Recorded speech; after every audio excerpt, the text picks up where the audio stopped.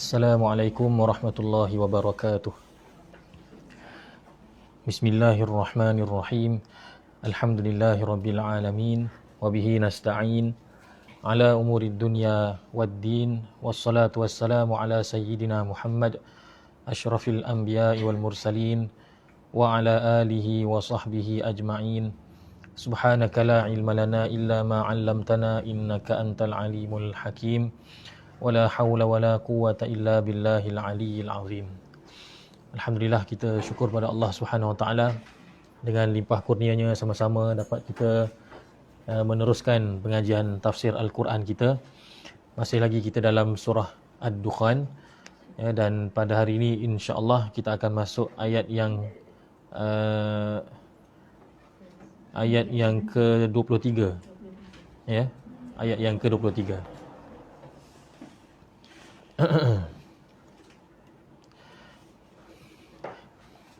A'udzu billahi minasy syaithanir rajim. Bismillahirrahmanirrahim. Fa'asri bi'ibadi laylan innakum muttaba'un. Watrukil bahra rahwa innahum jundum mughraqun. Kam taraku min jannatin wa uyun wa zuru'in wa maqamin karim wa na'matin kanu fiha fakihin. Sadaqallahul azim. Baik, kita masih lagi dalam membincangkan tentang kisah Nabi Musa alaihissalam, ya, yang berhadapan dengan Fir'aun dan menyelamatkan Bani Israel. Jadi pada ayat yang sebelum ini, dalam kuliah yang lepas kita telah membincangkan ayat fa'asri bi'ibadi laylan innakum muttaba'un. Maka wahai Musa AS, perjalankanlah Bani Israel, hamba-hambaku, pada waktu malam. Sesungguhnya kamu akan dikejar, kamu akan diikuti, maknanya akan dikejar oleh Fir'aun. Kemudian sambungan daripada ayat tersebut, Allah Subhanahu wa taala itulah ayat 23 ya. Itulah ayat sekarang ni. Fa asri bi ibadi lailan innakum muttaba'un. Tapi inilah bijang rasanya. Ustaz, rasanya dah sudah sebab saya dah tanda. Jadi hari ini 24 lah. 24. Okey, setelah Allah Subhanahu wa taala memerintahkan Nabi Musa alaihissalam untuk menjalankan, maknanya membawa Bani Israel lari keluar daripada Mesir, lari daripada cengkaman Fir'aun. Mereka lari pada waktu malam sebelum subuh. Ya, ketika itu bilangan mereka 620,000 orang. Sebagaimana disebutkan oleh Imam As-Suyuti dalam tafsir Ad-Durrul Mansur kalau tak silap. Ya. Maka ketika itu Fir'aun telah mengejar mereka, ya, dengan menaiki kuda. Dan jumlah tentera Fir'aun seramai 1 juta orang. Bayangkan, Nabi Musa AS dengan Bani Israel hanya berjalan kaki. Sedangkan Fir'aun kejar mereka dalam keadaan bilangan yang ramai, 1 juta orang, dan juga mereka menaiki kuda. Lalu Allah Subhanahu wa taala perintahkan Nabi Musa AS, watrukil bahra rahwa, dan tinggalkanlah laut, ya. Tinggalkanlah laut, maknanya tinggalkanlah laut. Itu kalau tinggalkan tu terjemahan ringkas lah. Betul lah, tinggalkan laut. Dalam keadaan rahwa. Rahwa di sini ada beberapa tafsiran. Ya, rahwa di sini ada beberapa tafsiran. Al-Imam Fakhruddin Ar-Razi mengatakan bahawa rahwa ini ada 2 tafsiran, 2 pendapat ulama. Ada yang mengatakan bahawa rahwa ni maksudnya sakin, maknanya diam, tidak bergerak. Diam dan tidak bergerak. Dan ada juga pendapat kedua, sebahagian ulama mengatakan bahawa maksud rahwa ni ialah terbelah, terbuka dengan bukaan yang luas.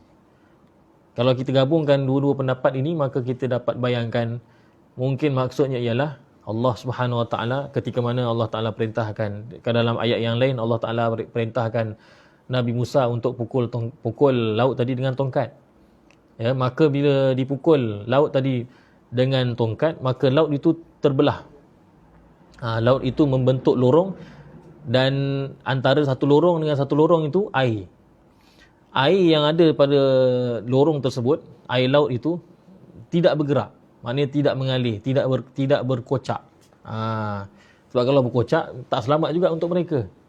Jadi kalau kita gabungkan dua-dua tu, pertama pendapat kata diam. Maksudnya air tu dia macam tu saja, dia tak bergerak. Yang kedua terbuka. Jadi maksudnya kawasan yang ada air itu tidak berkocak, tidak bergerak, tidak melimpah.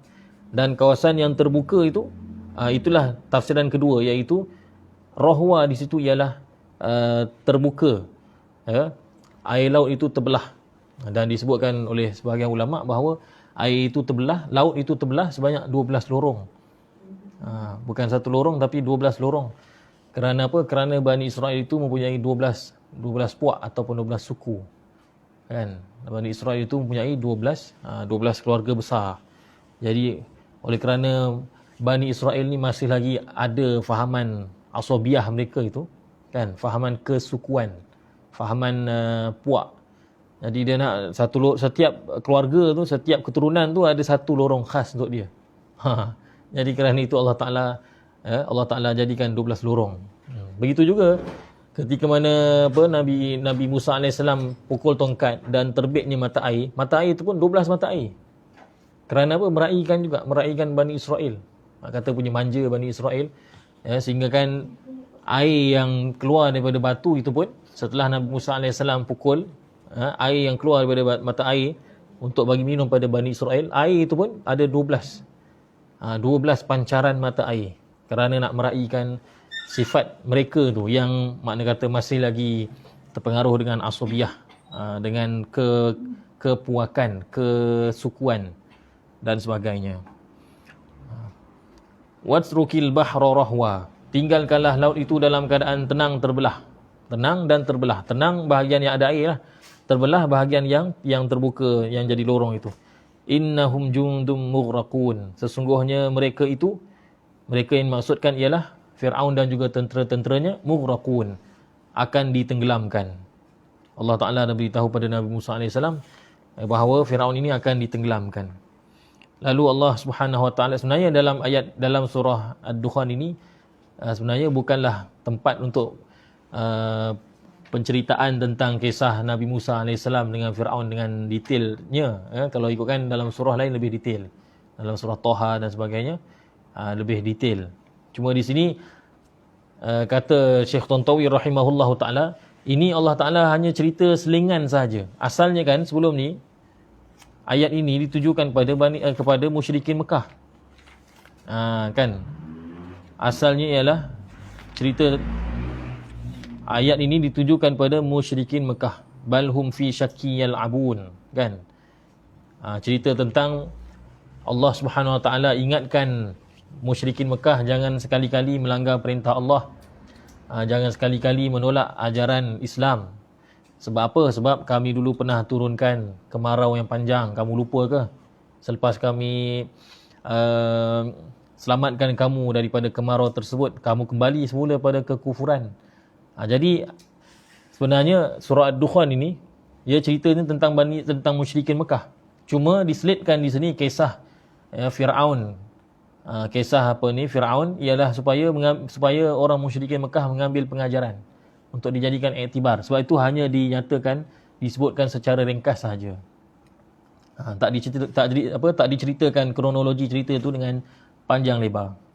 Lalu Allah Subhanahu Wa Ta'ala berfirman, kam taraku min jannatin wa uyun, betapa banyak mereka meninggalkan kebun-kebun, taman-taman, jannat, kebun-kebun, tanaman-tanaman, taman-taman, wa uyun, dan juga mata air. Maknanya Fir'aun itu apabila dibinasakan oleh Allah Subhanahu Wa Ta'ala, maka segala harta benda yang mereka usahakan, segala kesenangan, segala nikmat yang mereka telah usahakan di Mesir itu semua mereka tinggalkan macam tu saja, mereka tak bawa mati pun. Jadi Allah Ta'ala kata setelah mereka ni dibinasakan, tengok betapa banyak taman-taman, kebun-kebun yang indah, mata-mata air yang mereka telah usahakan, yang selama ni mereka bangga-banggakan, mereka ada sumber air dan sebagainya. Itu semua mereka telah tinggalkan.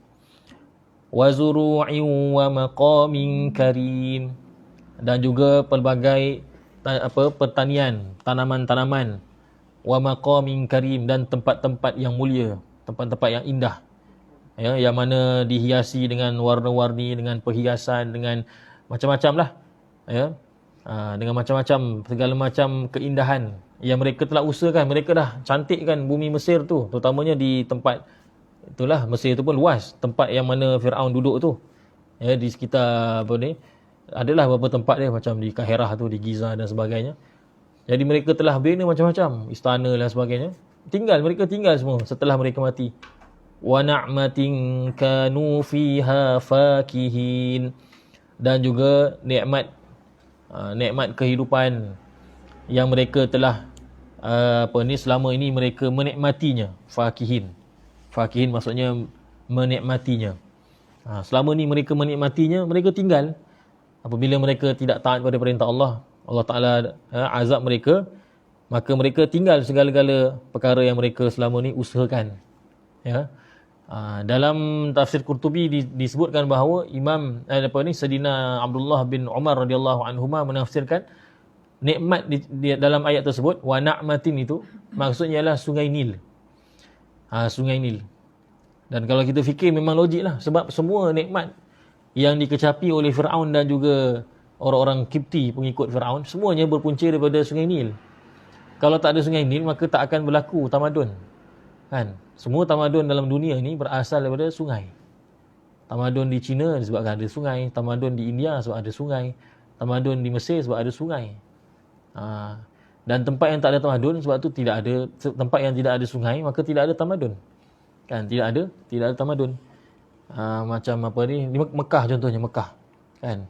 Ketika zaman jahiliah itu, zaman jahiliah sebelum Nabi SAW datang, ya, ketika itu apa yang ada kat Mekah tak ada apa. Mekah hanya tempat orang singgah untuk berdagang sahaja. Kan?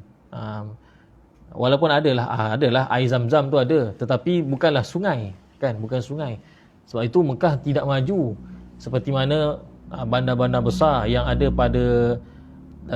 di Rom, di Parsi dan sebagainya pada zaman yang sama. Pada zaman yang sama, Rom dan Parsi sudah maju, sudah membina bangunan yang bertingkat-tingkat, taman yang indah. Tapi Mekah macam tu juga. Cuma bolehlah hidup sebab ada air Zam-Zam, itu sahaja. Jadi orang-orang Arab ni, mereka bila ke utara, ke selatan, mereka akan singgah di Mekah tu kerana ada air Zam-Zam. Mereka minum air Zam-Zam, mereka isi dan mereka teruskan perjalanan. Dan bila mereka duduk sana, memang mereka berniagalah. Bila peniaga, pedagang ni, bila mereka singgah, mereka akan buka lah dia punya tu kan, punya barang-barang tu akan diniagakan. Itulah mata pencarian orang-orang Mekah. Tapi nak kata adanya istana, adanya tempat-tempat yang indah, taman-taman, tak ada. Di Mekah tak ada. Ya, tetapi contohnya di Mesir, Firaun telah usahakan tempat itu, kota yang sangat indah. Kalau kita pergi di Fayum contohnya, ada kita nampak istana dan sebagainya. Ya, sebab apa? Sebab ada sungai. Dengan sungai itu mereka boleh bawa barang-barang. Barang-barang boleh dibawa melalui kapal kan, melalui sampan kapal. Jadi perjalanan tu jadi cepat. Perjalanan menjadi cepat. Jadi tak ada masalah. Kalau melalui jalan darat ni lambat. Dan pengangkutan pun terhad. Bahkan perlukan belanja yang besar, unta, kuda dan sebagainya. Jadi itu semua adalah nikmat yang didapati oleh mereka tu semua berpunca daripada Sungai Nil. Sebab itu Ibn Umar menafsirkan wa na'matin. Nikmat dalam ayat ini maksudnya lah Sungai Nil. Sungai Nil. Ada satu lagi tafsiran, tak silap saya, Ibnu Lahiyah kalau tak silap, menafsirkan nikmat di sini maksudnya ialah kota Fayum. Kota Fayum saya pun tak pernah pergi, tapi orang katalah, wallahualam lah, kawan-kawan yang pernah pergi katanya kota yang cantik lah, kota bersejarah, yang kalau kita pergi masih lagi nampak ada bangunan-bangunan lama dan sebagainya. Kita dapat gambarkan pada zaman dahulu tu kira hebat lah kan. Kira contohnya macam kita kata macam KL lah kiranya, atau Putrajaya lah bagi mereka kan. Jadi yang itu pun mereka tinggalkan. Wa na'matin kanu fiha fakihin. Itu sambungan pada ayat sebelumnya, kam taraku tu. Betapa banyak mereka tinggalkan. Jadi yang nikmat-nikmat tadi tu yang kita sebut kota Fayum, Sungai Nil, itu pun mereka tinggalkan. Mereka tidak bawa mati pun, orang kata kan. Kadzalika. Demikian itulah. Demikian itulah. Kenapa tiba-tiba boleh wakaf di situ? Kan, Syekh Sulaiman Al-Jamal kata sebenarnya kadzalika itu adalah jumlah mufidah, maksudnya ayat yang penuh. Ya, kadzalika itu khabar bagi mubtada yang dimahzufkan.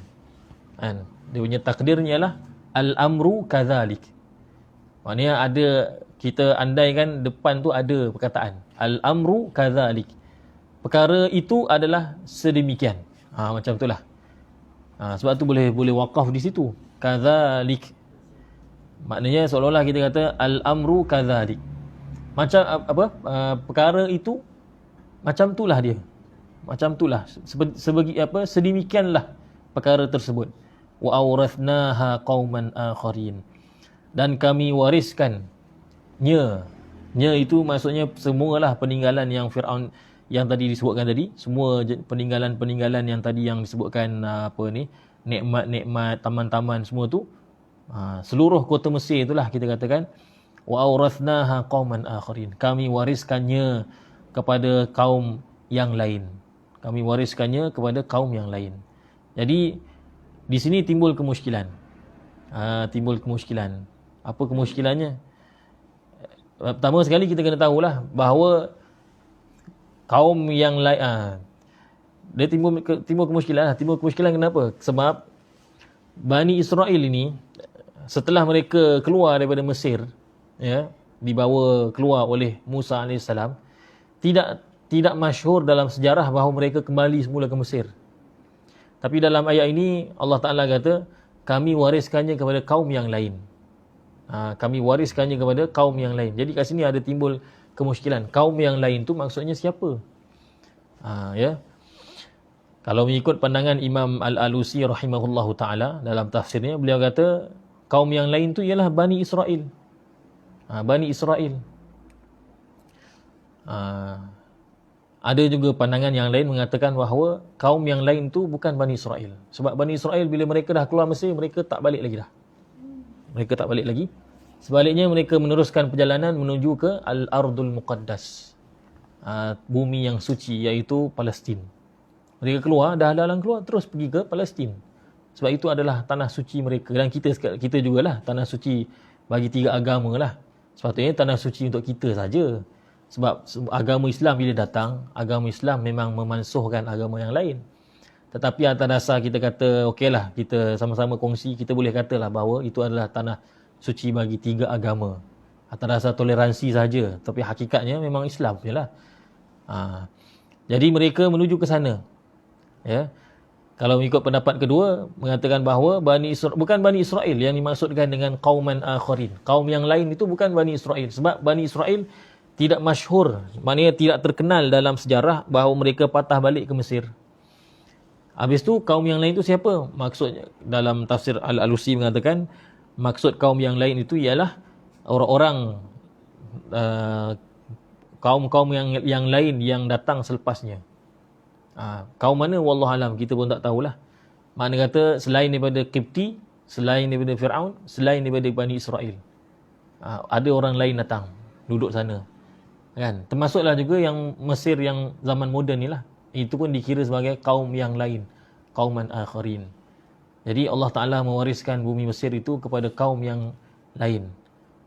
Termasuklah juga orang-orang Arab ni lah, yang sekarang ni orang Arab lah. Mesir ni dikira Arab lah. Ya. Cuma kalau mengikut Syekh Tontawi rahimahullahu ta'ala, Syekh Tontawi lebih cenderung kepada pendapat Imam Al-Alusi yang pertama, iaitu yang mengatakan bahawa kaum yang lain itu maksudnya kaum selain Qibti. Maka yang dimaksudkan ialah Bani Israel. Bermakna Bani Israel memang balik semula. Cuma tak lama. Balik sekejap je lah. Balik kampung kan, sekejap je lah. Kemudiannya mereka keluar balik dan menuju ke Mesir. Itu kalau ikut Syekh Tontawi, ya, Syekh Tontawi lebih cenderung pendapat tersebut. Mereka keluar, kemudian balik sekejap, kemudian pergi semula ke Baitul Maqdis. Kerana nak membebaskan kota Baitul Maqdis daripada pemerintahan yang zalim ketika itu. Kemudian sambung balik, ya, berkenaan dengan nasib Fir'aun dan juga orang-orang Kipti, pengikut-pengikut Fir'aun, yang mati dalam keadaan kufur pada Allah Subhanahu Wa Taala. Allah Taala kata, "Fama bakat 'alaihimus samaa'u wal ardu wa ma kanu munzarin." Maka tidaklah langit dan bumi menangisi atas mereka. Maknanya langit dan bumi tidak menangisi atas kematian mereka. Wa ma kanu munzarin, dan tidaklah juga mereka ini diberikan penangguhan. Mereka ni tidak diberikan tempoh untuk bertunggu-tunggu. Kan, munzarin. Kita kata apa? Kalau dalam bahasa Arab, tunggu ni apa? Intazar, kan? Intazara yantaziru. Intazir, tunggu. Munzarin maknanya mereka tidaklah ditangguhkan. Mereka tidak diberikan tempoh untuk menunggu, tak ada. Allah Ta'ala bagi kebinasaan pada mereka cash. Ya, waktu itu juga mereka dibinasakan oleh Allah Subhanahu Wa Taala dengan ditenggelamkan oleh air laut tadi. Bila Nabi Musa AS dan juga pengikutnya dah keluar daripada laut, dah naik ke daratan, sedangkan Fir'aun dan juga tenteranya masih lagi ada dalam lorong-lorong tersebut, maka Allah Ta'ala perintahkan supaya air tadi cantum semula. Maka tenggelamlah mereka dalam lautan tadi. Maka ketika mereka mati itu, Allah Ta'ala kata, langit dan bumi tidak pun menangisi atas kematian mereka. Kenapa Allah Ta'ala kata begitu? Kata Az-Zamakhsyari dalam tafsir Al-Kashaf, orang Arab ni bila mereka nak katakan bahawa seseorang itu mulia, maka mereka akan kata bila Fulan bin Fulan bila mati, maka langit dan bumi menangisi kematian dia. Kita pun orang Melayu kita kata macam tu, kan. Contoh kita buat cerpen ke, kita tulis buku ke, novel ke, berkenaan dengan seorang tokoh, kan. Maka bila akhir cerita tu, tokoh tu meninggal dunia, maka kita kata seolah-olah langit menangisi kematiannya, kan. Seolah-olah dedaunan di macam-macam lah, kan. Saya pun tak pandai sastra ni. Seolah-olah dedaunan di dalam hutan, binatang-binatang buas di dalam hutan, ikan-ikan di lautan, setiap zarah pasir di lautan menangisi atas kematiannya. Kan, padahal tak ada pun, lantak kau lah mati tak mati, kan. Tak ada siapa kisah. Tapi seolah-olah macam itulah. Sama juga orang Arab bila seseorang itu mulia dan dia nak beritahu bahawa betapa kematiannya itu makna kata dirasakan kehilangan, maka mereka akan kata bakat alaihi sama' wal ard wa bakat hurrih wa azlamat lahu syams. Mereka akan kata kalau ada seorang yang mulia mati, dia akan kata langit dan bumi menangis atas kematiannya, angin pun menangis atas kematiannya, dan matahari pun menjadi sinarannya menjadi pudar di atas kerana menangisi kematiannya. Matahari pun jadi redup, maknanya kata tak kuat sinarannya kerana menangisi kematian dia. Jadi Allah Ta'ala nak beritahu bahawa kematian mereka ni langsung tidak ada apa-apa, tak ada kemuliaan, tak ada makhluk yang rasa kehilangan mereka. Maka Allah kata fama bakat alaihimus sama wal ard, tidaklah langit dan bumi menangisi atas kematian mereka. Bahkan Az-Zamakhsyari kata, ya, bahkan sebaliknya, dalam Quran tak sebutlah, ni dalam tafsir sebut, bahkan sebaliknya langit dan bumi gembira atas kematian mereka. Dalam Quran tak adalah sebut balhum masrurun, tak adalah. Tapi dalam tafsir sebut bahkan sebaliknya, balkanu bihalakihim masrurin, langit dan bumi gembira di atas kematian mereka. Begitulah orang-orang yang tak taat pada Allah, ya, bila mereka mati, maka makhluk lain semua seronok. Jadi kita kena lihatlah macam mana diri kita. Adakah bila kita mati nanti makhluk Allah semua berasa kehilangan, sedih atas kehilangan kita, atau sebaliknya makhluk Allah semua gembira, jiran kita duduk gembira kita mati, lega dah, lepas ni tak ada orang kacau aku, Kan, tak ada orang buat bising, tak ada orang apa kata kucing yang berak dekat atas kereta aku. Kan? Kita kena risau lah. Macam mana kalau kita mati, adakah orang rasa, sebab tu dalam hadis sebut seseorang itu bila mati maka sama ada dia yang berehat atau orang lain berehat. Subhanallah. Ada orang mati, bila dia mati dia berehat. Kan? Macam baru ni ada kawan saya meninggal kan, dekat sini Sungai Ramal ni kan. Apa ni, Abang Hisham nama dia. Umur baru 44, 43 macam tu lah. Tapi memang dia orang yang baik lah, orang yang soleh lah. Kan? Dia memang hari-hari daripada subuh sampai lepas main subuh tu dia tak akan balik. Dari Masjid Hasanah tu dia duduk zikir, baca Quran sampailah isyraq. Lepas isyraq baru balik. Kan? Dan dia pun bukanlah kuat ibadat sampai mana kata apa tak bekerja ke, tak, dia kontraktor. Saya pernah ajak dia untuk ni kan, sama-sama jomlah bang kita keluar dakwah 4 bulan.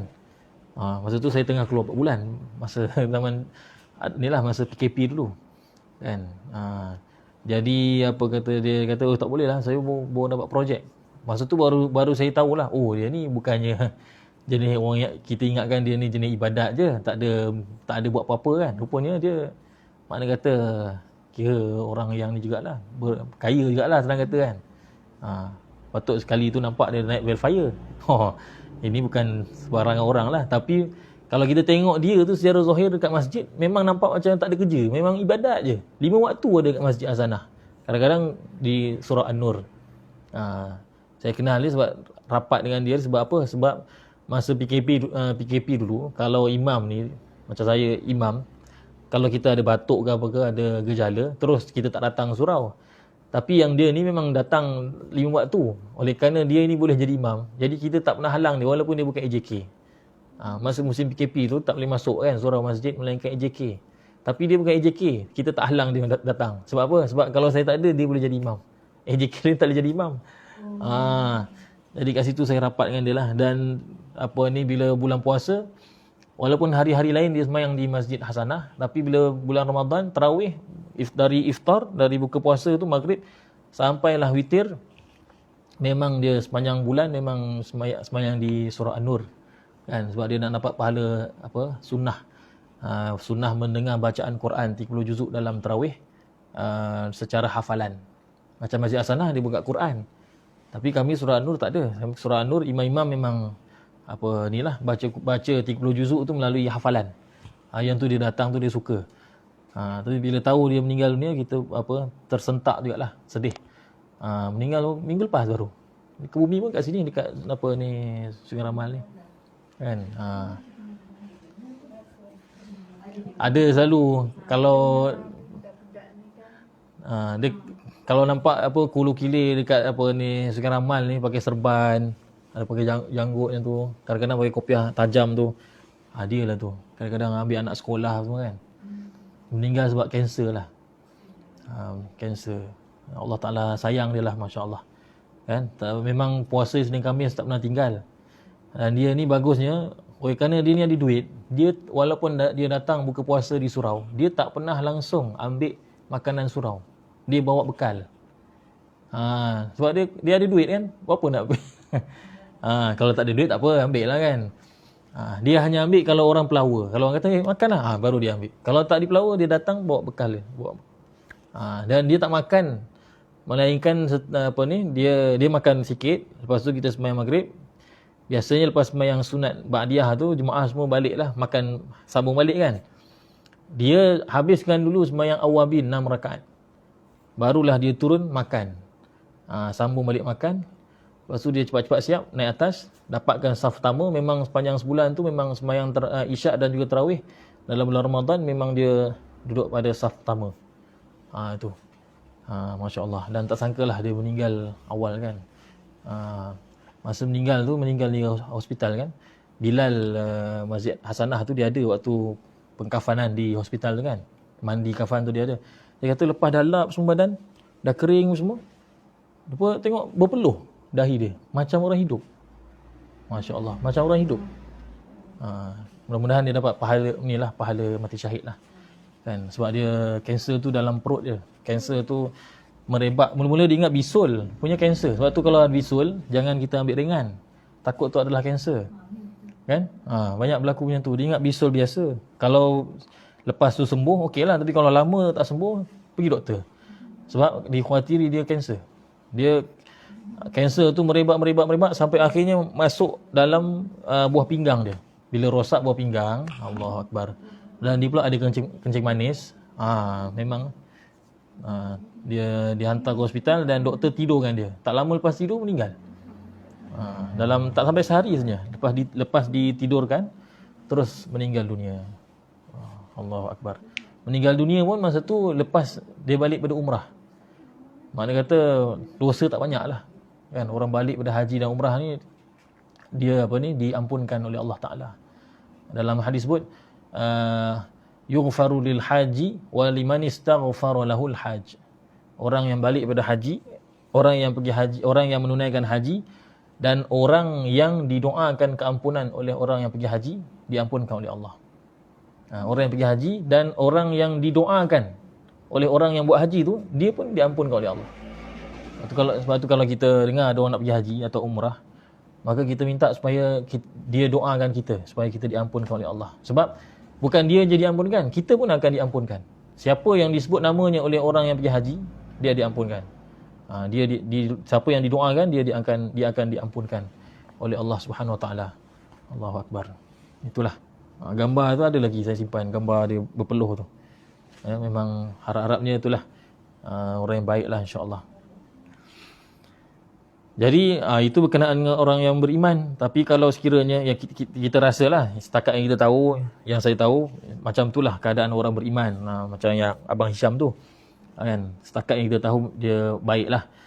Ya, tapi kalau orang yang tak beriman, maka kematiannya itu tidak akan ditangisi oleh sesiapa pun. Ya, berkenaan dengan orang beriman ini, Imam Ibn Kathir rahimahullahu ta'ala, berkenaan dengan orang yang tak beriman, ya, berkenaan dengan orang yang tak beriman, yang melanggar perintah Allah Subhanahu Wa Ta'ala, ya, maka Imam Ibn Kathir kata, sebab apa? Sebab apa langit tidak menangisi kematiannya dan bumi tidak menangisi kematiannya? Sebab orang yang kafir tadi, ya, Fir'aun dan juga tentera-tenteranya, mereka ni tidak ada amal soleh.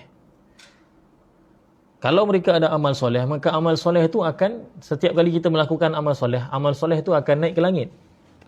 Jadi langit kenal orang yang soleh. Imam Ibn Kathir kata, begitu juga bila kita beribadat di atas bumi, mana-manalah bumi yang kita duduk, bumi tersebut akan kenal kita. Dia akan kenal dan dia akan jadi saksi di akhirat nanti. Sebab itu dalam surah Az-Zalzalah Allah Ta'ala kata apa?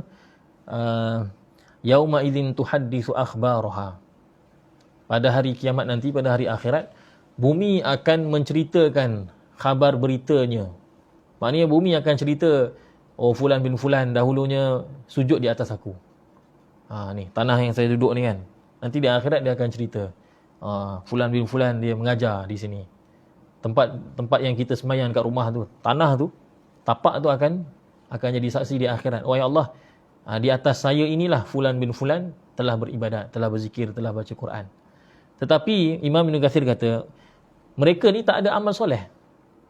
Jadi tidak ada sebarang amalan soleh daripada mereka naik ke langit. Dan tidak ada amal soleh yang mereka pernah buat di atas bumi. Kerana itulah langit tak menangisi tidak menangis di atas kematiannya dan bumi tidak menangisi kematiannya. Sebab tak kenal kan? Tak kenal. Langit tak pernah dapat amal soleh. Tunggu-tunggu tak ada. Sepanjang hayatnya memang tak ada amal soleh naik ke arah langit. Dan bumi pun tunggu-tunggu tak ada apa-apa amal soleh yang dibuat di atas bumi. Jadi apa nak sedih? Itu kata Imam Ibn Kathir. Lebih kurang begitulah yang saya faham daripada apa yang disebutkan. Dan Imam Ibn Kathir membawakan hadis berkenaan dengan orang mukmin kalau dia mati dalam keadaan sendirian.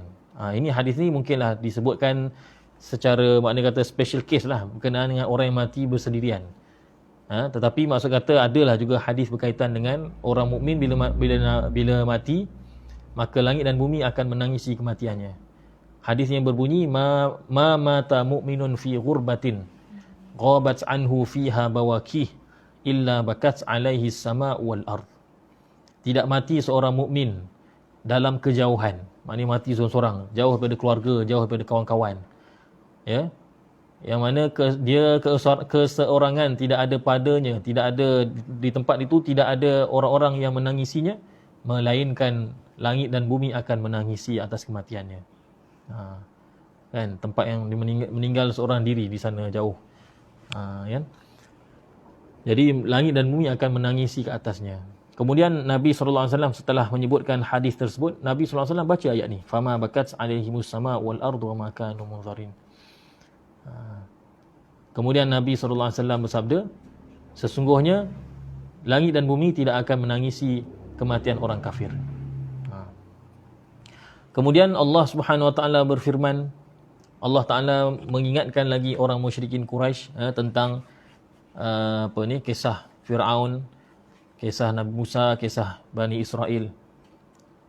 Maka kata Allah Subhanahu Wa Taala, وَلَقَدْ نَجَّيْنَا بَنِي إِسْرَائِيلَ مِنَ الْعَذَابِ الْمُهِينِ. Dan demi sesungguhnya kami telah menyelamatkan Bani Israel daripada azab yang menghinakan. Kami telah menyelamatkan Bani Israel daripada azab yang menghinakan. Apa maksud azab yang menghinakan? Kata Syekh Tantawi rahimahullah ta'ala, ya, contohnya ialah seperti membunuh lelaki. Bani Israel ini yang lelaki dibunuh, dan juga mencabul yang perempuan. Itulah azab yang menghinakan. Apa lagi kehinaan kalau sekiranya seorang lelaki itu, bayi yang lelaki dibunuh, manakala yang perempuan yang tak kiralah, maka dia akan dia akan dicabul, dia akan diperkosa, wal-iyadzabillah. Jadi itu yang dimaksudkan dengan al-azabil muhin, azab yang menghinakan. Hinalah. Kalau kena macam tu, na'udzubillah, memang hina. Kemudian Allah Subhanahu Wa Taala mengatakan, min fir'auna innahu kana 'aliyan minal musrifin. Daripada penindasan Firaun, sesungguhnya dia iaitu Firaun 'aliyan, meninggi, maknanya sombong, takabur, minal musrifin, dari kalangan orang-orang yang melampaui batas. Maknanya perbuatannya itu melanggar batas-batas yang telah ditetapkan oleh Allah Subhanahu Wa Taala, buat jahat tanpa ada batasan. Kemudian Allah Subhanahu Wa Taala menceritakan tentang keistimewaan Bani Israel. Allah Taala kata, وَلَقَدْ اخْتَرْنَاهُمْ عَلَى عِلْمٍ عَلَى الْعَالَمِينَ. Dan demi sesungguhnya kami telah memilih mereka. Mereka yang dimaksudkan ialah Bani Israel. Ala ilmin, berdasarkan pengetahuan kami. Maknanya Allah Ta'ala memilih Bani Israel ni bukannya tersalah pilih ke, ataupun tersilap pilih ke, kerana tak tahu perangai Bani Israel ke, kerana jahil ke. Tak, Allah Ta'ala memilih itu dalam keadaan Allah Ta'ala maha mengetahui. وَلَقَدْ اخْتَرْنَاهُمْ عَلَى عِلْمٍ. Kami telah memilih mereka dalam keadaan kami tahu, dalam keadaan kami berpengetahuan. Alal alamin. Kami pilih mereka menjadi lebih utama ke atas sekalian alam. Maknanya apa? Ayat ni menceritakan bahawa Bani Israel dipilih oleh Allah menjadi umat yang terpilih, umat yang terbaik berbanding umat-umat yang lain yang ada di seluruh alam ini. Di sini pun ada kemusykilan. Apa kemusykilannya? Keistimewaan dan juga keutamaan Bani Israel di sini, adakah bersifat umum ataupun bersifat khusus? Imam Qurtubi rahimahullahu ta'ala mengatakan bahawa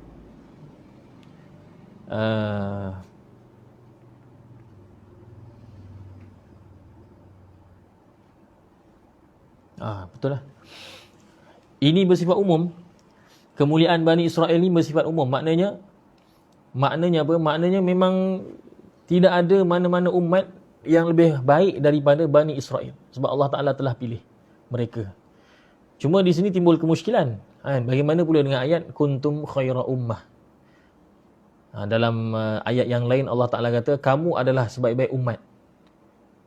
Kan? Di antara metodologi dalam pengajian tafsir dan juga hadis ialah kita hendaklah menghilangkan percanggahan di antara ayat Quran dengan ayat Quran. Kalau hadis, kita hilangkan percanggahan antara hadis dengan hadis. Mesti kita kita kena kena selarikan dua ayat tu supaya tidak bercanggah. Jadi kalau kita kata Bani Israel ni kemuliaannya umum, maknanya mereka ni mulia dari semua sudut. Jadi akan berlaku percanggahan dengan ayat kuntum khaira ummah. Kamu adalah sebaik-baik umat. Kan? Ayat itu ditujukan pada umat Nabi Muhammad sallallahu alaihi wasallam. Maknanya ada ayat mengatakan umat Nabi sallallahu alaihi wasallam umat yang terbaik. Dan ayat ni pula kata umat Bani Israel adalah yang terbaik. Maka dijawab oleh Imam Qurtubi, yang dimaksudkan umat Bani Israel ini ialah umat yang terpilih. Maksudnya ialah pada zaman mereka. Maknanya sebelum datangnya umat Nabi Muhammad sallallahu alaihi wasallam, maka tidak ada mana-mana umat yang lebih baik daripada Bani Israel. Imam Qurtubi kata kenapa? Kerana Bani Israel lah satu kaum ataupun satu umat yang paling banyak nabi ataupun rasul di kalangan mereka. Bani Israel ni ramai nabi. Nabi Musa, Nabi Isa, Nabi Yusuf, banyak. Itu yang kita tahu, yang kita tak tahu lagi lah. Terlalu ramai nabi dan rasul yang diutuskan di kalangan Bani Israel. Jadi layaklah mereka menjadi umat yang terbaik. Tetapi terbaik itu ialah sebelum kedatangan Nabi Muhammad sallallahu alaihi wasallam. Bila datang Nabi Muhammad sallallahu alaihi wasallam, maka mereka jatuh nombor 2 lah. Umat Nabi Muhammad sallallahu alaihi wasallam menjadi umat yang terbaik. Nombor 1, kuntum khaira ummatin ukhrijat linnas. Allah Taala kata kamu adalah sebaik-baik umat yang dikeluarkan untuk manusia. Ada juga sebahagian ulama mengatakan bahawa maksud walaqad ikhtarnahum ini, dan sesungguhnya kami telah memilih kamu, maksudnya ialah ini pilihan yang dimaksudkan di sini ialah dalam satu konteks yang kecil, skop yang kecil, iaitu apa? Dari segi mereka ni diselamatkan oleh Allah daripada tenggelam. Itu saja. Maknanya ada ulama yang menafsirkan bahawa kelebihan yang Allah Ta'ala sebutkan dalam ayat ini ialah dari satu sudut sahaja, iaitu dari sudut mereka diselamatkan daripada tenggelam. Kalau macam tu maka tidak ada percanggahan lah. Kan? Tak payah kita susah-susah lah. Kan? Sebab tidak ada percanggahan dengan ayat kuntum khaira ummatin ukhrijat linnas. Dia tak ada percanggahan. Sebab mereka hanya terbaik, Bani Israel hanya terbaik, hanya mendapat kemuliaan di mana mereka dinamakan sebagai umat yang terpilih dari sudut Allah menyelamatkan mereka daripada tenggelam. Itu saja. Kemudian ada juga pendapat lain macam Syekh Tantawi rahimahullahu taala mengatakan bahawa dan pendapat ni pun tak ada bezalah dengan pendapat pertama. Kan, Syekh Tantawi rahimahullahu taala pun sama juga seperti mana pendapat pertama tadi, mengatakan bahawa mereka ni umat yang terbaik pada zaman mereka. Tapi bila datang umat Nabi Muhammad sallallahu alaihi wasallam, mereka jadi nombor 2. Itu pun yang kata nombor 2 tu pun, maknanya kata yang dikatakan Bani Israel itu bani ataupun kaum yang terbaik selepas umat Nabi Muhammad sallallahu alaihi wasallam, itu pun hanya berkaitan dengan orang-orang yang beriman di kalangan mereka dan beramal soleh sahaja. Tetapi orang yang tidak beramal, tidak beriman, tidak beramal soleh, bahkan melanggar perintah Allah, maka mereka ni tak termasuk. Tak termasuk dalam kemuliaan yang Allah berikan pada Bani Israel. Buktinya ialah dalam surah Al-Ma'idah ayat 78, Allah Ta'ala mengatakan bahawa sebahagian daripada Bani Israel itu dilaknat. Lu'inal ladzina kafaru min Bani Israel ala lisani Dawud wa Isa bin Maryam.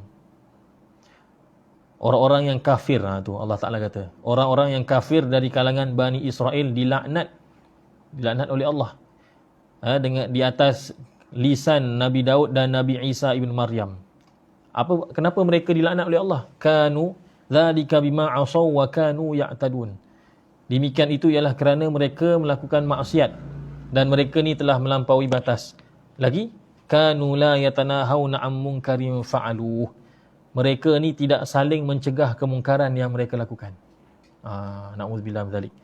Maknanya orang-orang baik di kalangan mereka melihat orang-orang yang jahat melakukan maksiat di kalangan Bani Israel, yang baik itu tidak mencegah yang jahat. Mereka dilaknat oleh Allah.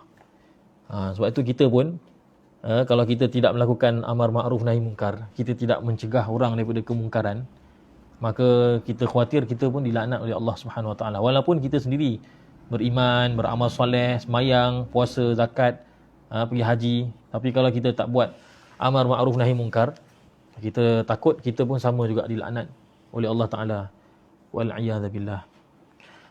Kemudian Allah Subhanahu Wa Ta'ala berfirman lagi, wa atainahum minal ayati ma fihi bala'um mubin.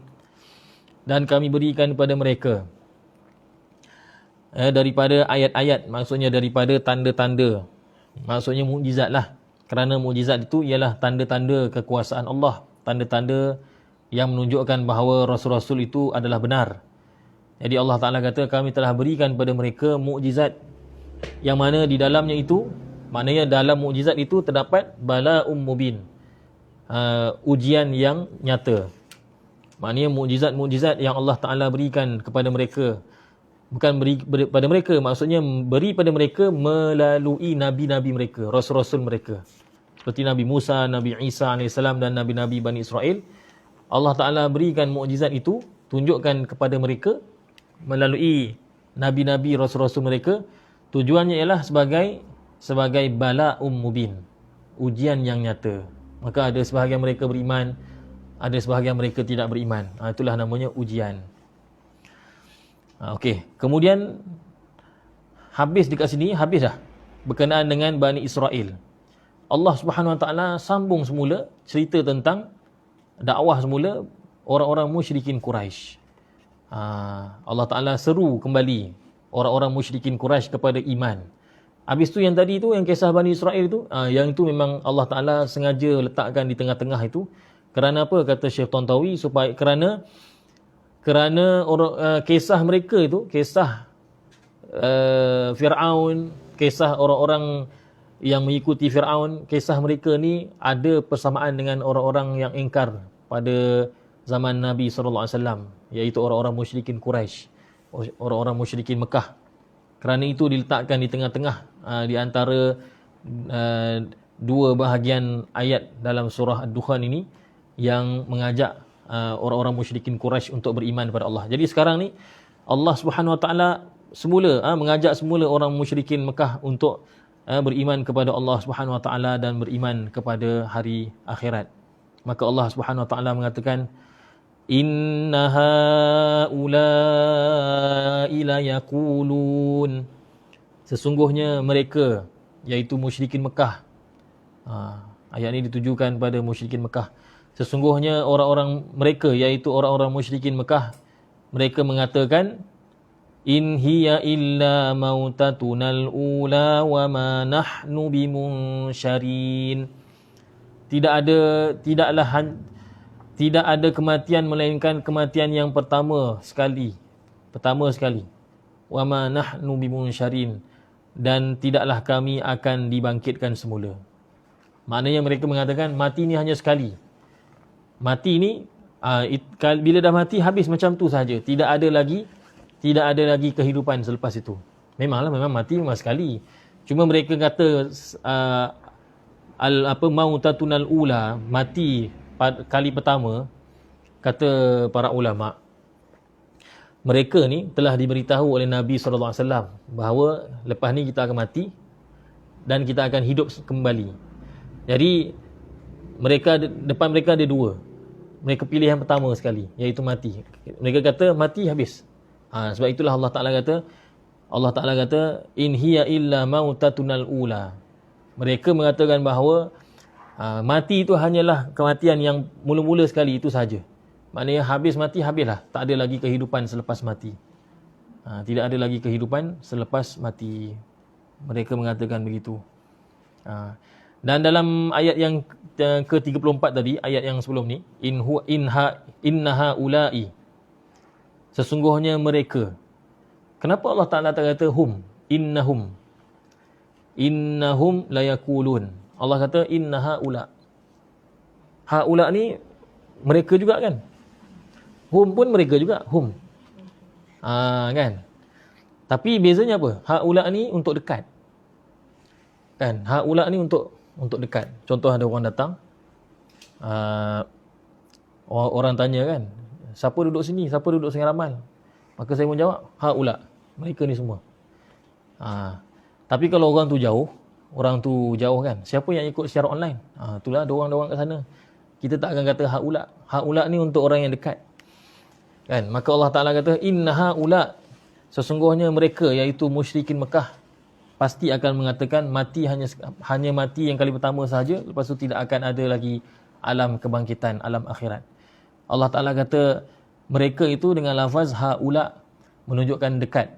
Dekat ni bila kata dekat dalam bahasa Arab, sebenarnya menunjukkan apa? Menunjukkan mereka ni tidak ada nilai di sisi Allah. Kalau jauh ada kemuliaan. Contohnya apa? Allah Ta'ala mengatakan tentang Al-Quran, Alif Lam Mim, Zalikal Kitab. Kan? Zalikal Kitab.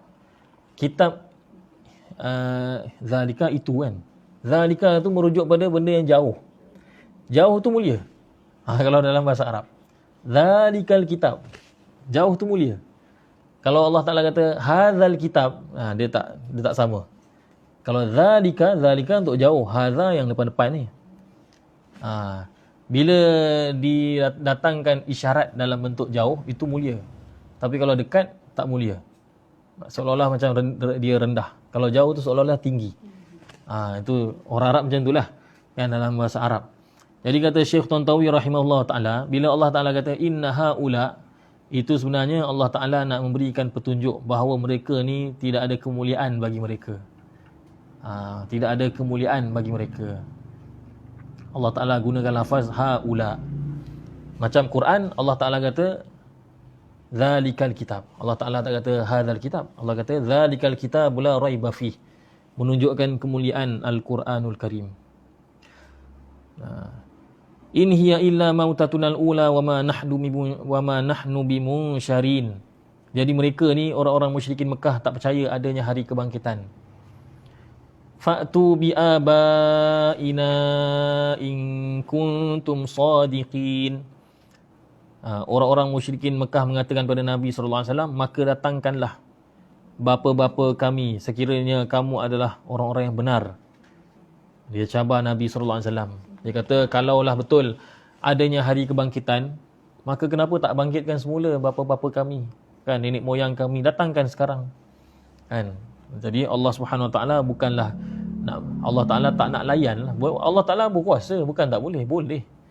Boleh sahaja Allah Subhanahu Wa Taala bangkitkan. Tapi Allah Subhanahu Wa Taala tak mahu layan kehendak mereka ni. Kalau dilayan, lagi menjadi-jadilah. Macam Bani Israel lah. Kan, lagi dilayan, lagi menjadi-jadi. Minta nak macam ni, dibagi macam ni, kemudian minta lagi. Kan, dah dibagi manna wasalwa, kemudian minta supaya nak balik ke Mesir, kami nak makan nak makan kacang, nak makan bawang, nak makan bawang putih. Kan ada sebut dalam surah Baqarah. Jadi Allah Subhanahu Wa Taala memang sengaja tidak membangkitkan ibu bapa mereka, nenek moyang mereka, iaitu orang musyrikin Mekah, ya, semata-mata nak melayan kehendak mereka. Lalu Allah Subhanahu Wa Taala mengatakan, ahum khairun am qaumu tubba'in walladzina min qablihim ahlaknahum innahum kanu mujrimin. Adakah mereka lebih baik? Maknanya adakah musyrikin Mekah lebih baik atau kaum Tubba' dan orang-orang sebelum mereka? Orang-orang sebelum mereka ni maknanya umat-umat terdahulu, kaum Samud, kaum Ad, ya, kaum Samud, kaum yang mana diutuskan kepada mereka Nabi Saleh. Kaum Ad, kaum yang mana diutuskan pada mereka Nabi Hud alaihissalam. Jadi Allah Ta'ala tanya, ya, adakah musyrikin Mekah ni lagi baik atau kaum Tubba' lagi baik? Dan kaum-kaum sebelum mereka lebih baik. Baik-baik mereka pun ahlaknahum. Kami sudah pun membinasakan mereka. Jadi kaum-kaum sebelum mereka itu kita dah tahu dah. Kaum Ad, kaum Samud, ya, dan lain-lain. Tetapi kaum Tubba' ni siapa kaum Tubba'? Pertama sekali kita kena kenal Tubba' lah. Tubba' ni nama sebenar dia ialah Abu Quraib As'ad bin Malik. Tetapi gelarannya Tubba' Al-Himyari. Al-Himyar. Himyar ni inilah satu suku lah Arab. Al-Himyari.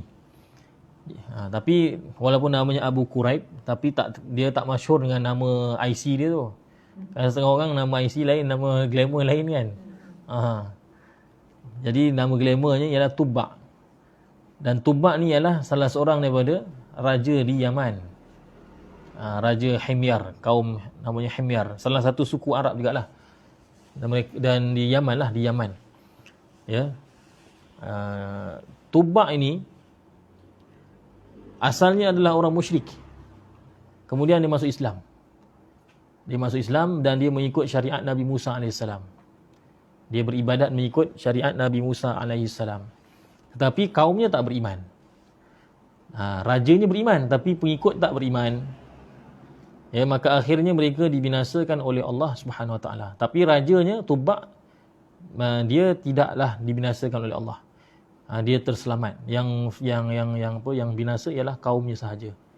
Jadi Tubba' ni memang beriman. Asalnya Nabi SAW tidak menentukan Tubba' ni orang baik ke orang tak baik, orang beriman ke orang kafir, tak. Nabi SAW tidak ada maklumat berkenaan dengan perkara itu. Sehinggalah Allah Ta'ala turunkan wahyu beritahu pada Nabi SAW. Maka Nabi SAW kata, la tasubbu tubba'an fa innahu qad aslam. Jangan kamu mencela Tubba' kerana sesungguhnya dia sudah pun beriman, dia sudah pun masuk Islam. Jadi Tubba' okey. Sebab tu Sayyidatina Aisyah kata Allah hanya mencela kaum Tubba' tetapi Tubba' tidak dicela. Kaumnya saja. Macam inilah kaum Lut. Yang diazab ialah kaum Lut. Tapi Nabi Lut okey, Nabi Lut, Nabi kan. Tapi sampai sekarang tak ada orang tak suka bubuh nama Lut. Sebab apa? Takut nanti orang terbayang kan benda yang tak elok. Padahal yang masalah ialah kaumnya, bukannya Nabi Lut. Ada seorang kawan isteri saya lah, dia nak bubuh nama anak dia Lut. Maknya tak bagi. Dia kata tak payahlah. Padahal Lut tu kan nama Nabi. Nama Nabi. Tapi okeylah, takut nanti dia diejek kan. Tak apalah. Jadi memang tak ada orang bubuh nama anak Lut, tak ada. Sebab apa? Sebab itulah kaumnya buat masalah, nabinya menjadi pula terpalit pula. Padahal nabinya suci. Samalah Tubba' selamat, okey, tak ada masalah. Macam mana Tubba' ni boleh masuk Islam? Tubba' ni dikatakan dia pernah datang ke Madinah pada zaman jahiliah dulu, sebelum Nabi SAW lahir lagi. Pada ketika itu bukan sebelum Nabi SAW, bahkan sebelum Nabi Isa lagi. Zaman sebelum Nabi Isa AS. Ya. Dia telah datang ke Madinah. Dia nak menyerang Madinah. Dan memang diserang pun. Dia berperang dengan penduduk Madinah dan penduduk Madinah pun lawan Tubba' dan juga kaumnya. Lawan tak menang-menang. Datang dua orang Yahudi Madinah. Maknanya Yahudi di Madinah ni memang lama dah duduk di Madinah. Tunggu Nabi SAW. Tapi akhirnya Nabi SAW datang, mereka tak beriman. Dua orang Yahudi datang jumpa dengan Raja Tubba' ni dan dia nasihat kepada Raja Tubba'. Dia kata, kamu janganlah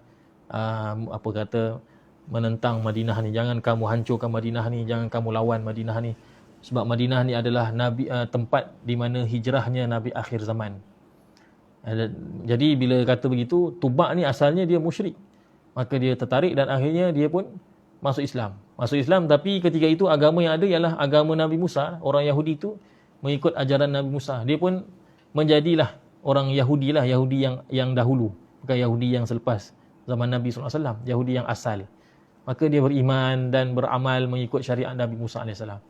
Kemudian dia bawa dua orang Yahudi tadi, pendeta Yahudi tadi sebagai penasihat. Dia nak bawa ke Yaman, balik ke Yaman. Dalam perjalanan kan daripada Madinah nak ke selatan akan singgah Mekah. Bila singgah Mekah, tengok Mekah ni makmur, maka Raja Tubba' ni nak menyerang Mekah pula. Maka dua orang pendeta Yahudi tadi bagi nasihat, jangan serang Mekah. Mekah ni adalah tempat kelahiran Nabi akhir zaman. Maknanya orang Yahudi dah tahu dah.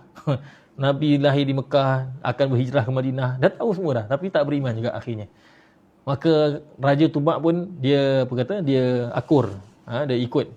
Lalu dia pun bertawaf dekat Kaabah, dan dia dikatakan dialah mula-mula sekali memakaikan Kaabah dengan kelambu.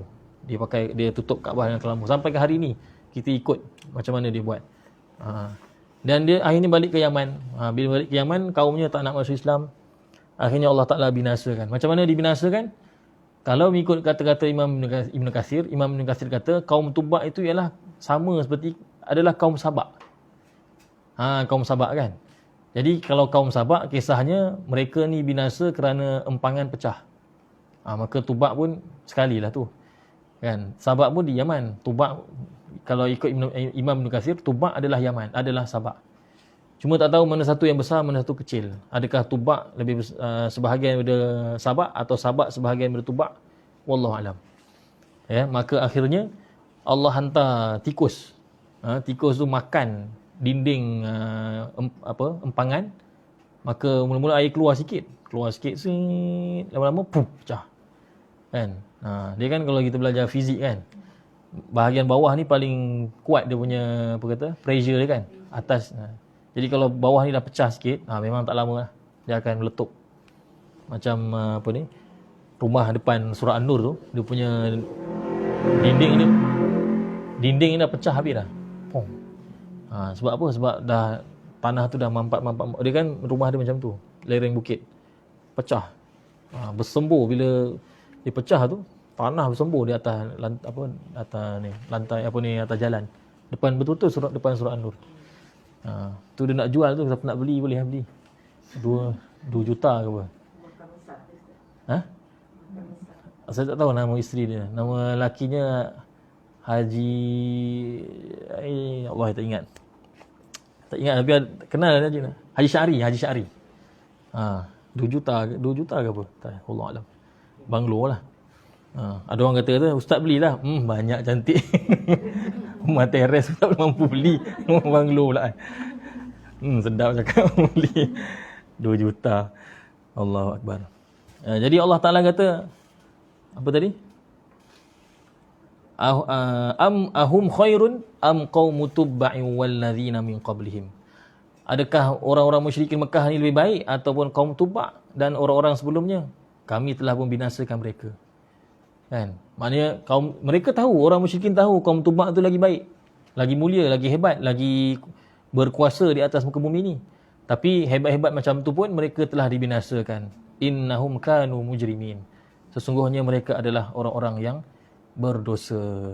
Tujuan Allah Ta'ala sebutkan tentang kaum Tubak itu ialah supaya orang musyrikin mengambil pengajaran. Sebab mereka kenal, mereka tahu kisah kaum Tubak tu. Sebab kaum Tubak pernah datang ke Madinah, ke Mekah. Mereka tahu kisahnya. Mereka tahu kehebatan mereka, kaum Tubak.